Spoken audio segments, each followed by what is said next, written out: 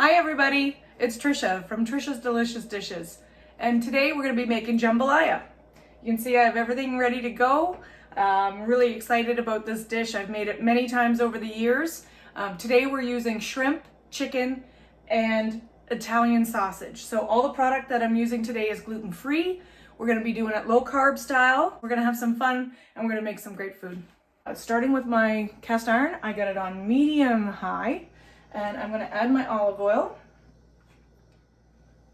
and I'm going to add my butter. And butter is one of those things that careful when you're cooking with it because you don't want it to burn or overcook. So I've got that going. I've got my garlic, added my garlic, and I'm going to add my veggies. I like to keep the integrity of it. I don't like to turn into like a pasta. And that's actually going to sweat the pan a little bit. It's going to add a little bit of moisture so that if you do have it too hot in the beginning and maybe your garlic is starting to stick, by adding that tomato, that little bit of moisture, you can see it's starting to give it a little bit of sweating there. So it'll bring it up nicely.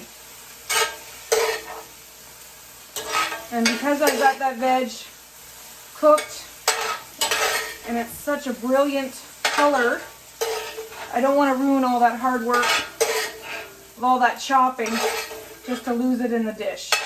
I'm going to take that off right now, and I'm going to start again with my next layer of flavor. I'm going to cook my spices out, which is an important thing to do when you're using any kind of Cajun spices. You want to activate the flavors. But you got to be careful, and you want to do it quickly because you don't want to burn it either.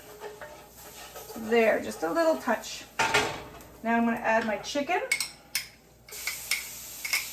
I'm going to get a nice sear on that chicken. I'm going to add my sausage so that can brown.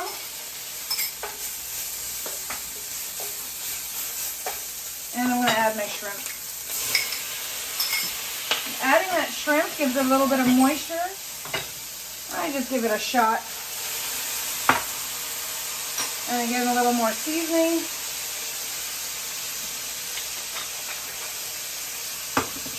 I'm going to pay close attention here to my shrimp. I don't want those to overcook.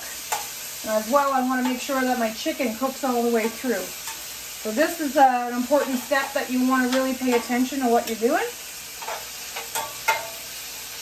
And you notice that I pre-cooked the sausages. And the reason I do that is it's just something I find aesthetically, it's nice to have the nice sausage coin. A lot of people will chop it up and throw it in like crumble. It's really your preference. I'm going to take those out now because it's a pet peeve of mine to have overcooked shrimp. It's one of those things. And that little bit of moisture that's in the bottom of the pan, that's going to help to cook that chicken, steam that right through. And I added my turmeric into my cauliflower rice, a little bit of salt and pepper, and I actually spread it on that cookie sheet and popped it in the oven at 400 for 20 minutes. And that really dried it out. It gave it a nice kind of color to it, as you can see.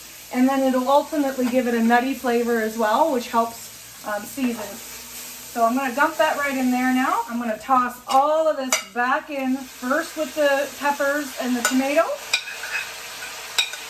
And again, it's reintroducing some moisture back into the pan. If you're watching your carbs marinara, there are some products out there that are 6 net carbs. Typically, they're about 10 net carbs. Tomatoes about 3. So you're really, for volume-wise, you're saving a lot by using chopped tomato.